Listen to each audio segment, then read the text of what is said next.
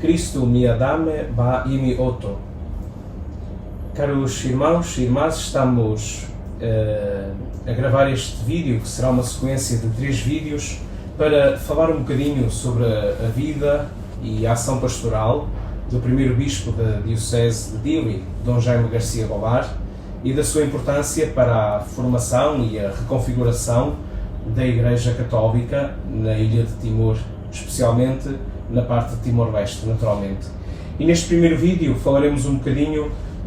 dos primeiros anos de Dom Jaime Garcia Gobar e da sua formação e do seu percurso até ter sido nomeado Bispo de Dili.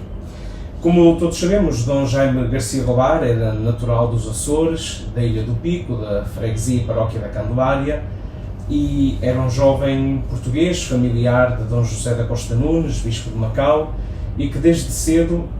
acompanhou este seu segundo primo na aventura missionária portuguesa, vindo com ele desde os Açores para Macau, ainda muito jovem, com 13 anos de idade.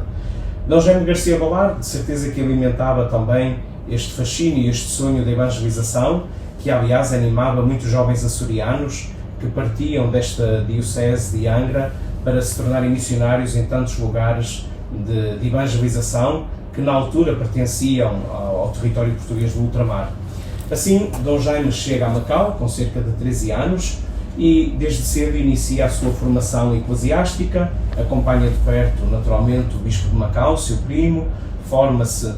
e prepara-se no Seminário de Macau, até chegar ao momento da sua ordenação sacerdotal, que aconteceu nos Açores e que foi presidida também pelo seu primo, Dom José da Costa Nunes. Dom Jaime Garcia Gobar,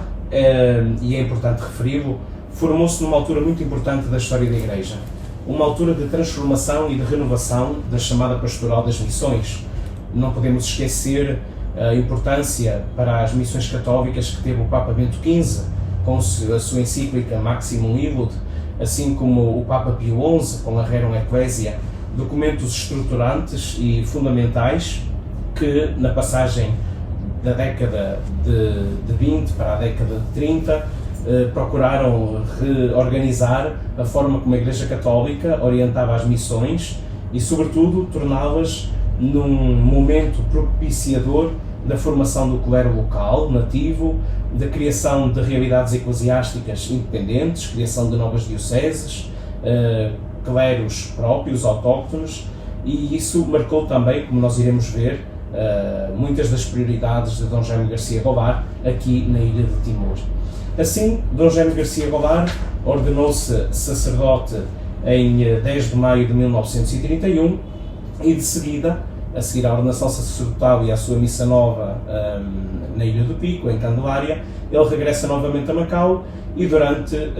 2 anos, praticamente, torna-se secretário, já o era, de forma informal, mas torna-se secretário do seu primo, Dom José da Costa Nunes, Bispo de Macau, e é nessa condição que o acompanha, em 1933, a uma visita pastoral à Ilha de Timor. E essa visita pastoral vai revelar-se fundamental nesta história, porque será a primeira vez que Dom Jaime, que nós conheçamos, será a primeira vez que ele pisa território timorense. Nessa visita pastoral de 1933, contacta diretamente com esta realidade missionária, contacta com o povo, com as suas tradições, culturas, e acaba por se deixar apaixonar e ser desafiado a desenvolver uma atividade missionária na Ilha de Timor, que ele prontamente aceita. E assim, logo a seguir essa visita pastoral de Dom José da Costa Nunes em 1933, o seu secretário e primo, Dom Jaime, já não regressa com ele e fica em Timor a trabalhar como sacerdote missionário na missão de Soibada. E a partir daí, ele começa a desenvolver uma atividade missionária que se revelará fundamental em toda a sua vida, porque apesar de ele ter ficado apenas 3, 4 anos nesta primeira etapa de presença em Timor, esta etapa será fundamental para compreendermos todo o seu episcopado e todas as opções que ele tomou mais tarde como bispo de Dili. Assim, Dom Jaime, a partir da missão de Soibada e dos seus colégios, porque Soibada era um centro de evangelização e de formação muito importante, ele toma contacto com a realidade dos professores catequistas, com a realidade do ensino, com a realidade da missionação e da formação dos catecúmenos, e são 3 anos fundamentais para ele conhecer também este povo e se deixar apaixonar por ele. E assim, quando em 1937 Dom José da Costa Nunes chama novamente Dom Jaime para Macau, e Dom Jaime regressa a Macau em 37, ele praticamente deixa o seu coração em Timor. E assim ele regressará a Macau para junto do primo, mas ficará lá muito pouco tempo. E o que leva a que Dom Jaime fique pouco tempo neste regresso a Macau? Em primeiro lugar, porque se estava já a realizar o acordo missionário português, que estava a ser ultimado, que previa a criação de novas circunscrições eclesiásticas, e uma delas era a diocese, precisamente, de Timor. Depois estava também a desencadear-se, naturalmente, a consulta para a nomeação do primeiro pastor da diocese de Timor, que teria de ser nomeado logo a seguir à criação da diocese. E Dom José da Costa Nunes tinha apontado à Santa Sé vários nomes de vários candidatos para serem, possivelmente, o primeiro bispo de Timor, e tinha um bocadinho de receio de indicar o nome de Dom Jaime, porque era seu primo, era seu segundo primo.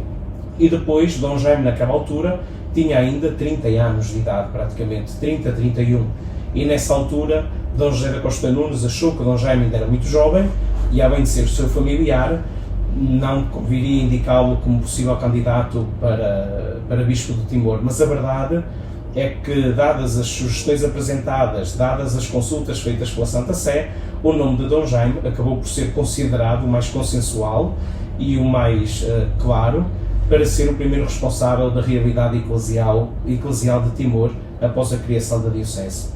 A experiência missionária de Dom Jaime acaba por durar, a primeira experiência missionária, cerca de 4 anos, e ele regressa em 1937 para junto de Dom José da Costa Nunes, que o chama de novo a Macau, novamente para assumir as funções de seu secretário particular e também para ser professor no seminário. Mas, na verdade, Dom Jaime deixou o coração em Timor, e a prova disso mesmo é que ele ficou pouco tempo em Macau. E, como nós sabemos, nesses anos, de final da década de 30, estava a ser ultimado o acordo missionário entre Portugal e a Santa Sé, que, entre outras coisas, previa a criação de novas realidades eclesiásticas. Uma delas era a diocese de Timor. Nesse sentido, era importante também que a Santa Sé fosse preparando a nomeação do seu primeiro pastor, e Dom José da Costa Nunes tinha já pedido à Santa Sé, muitos anos antes, um seu coadjutor para Macau, porque a diocese de Macau era demasiado extensa. Tinha Macau, territórios em Malaca, Singapura, além de Timor, e tornava-se difícil acompanhar pastoralmente um território tão vasto e tão separado por longas viagens marítimas.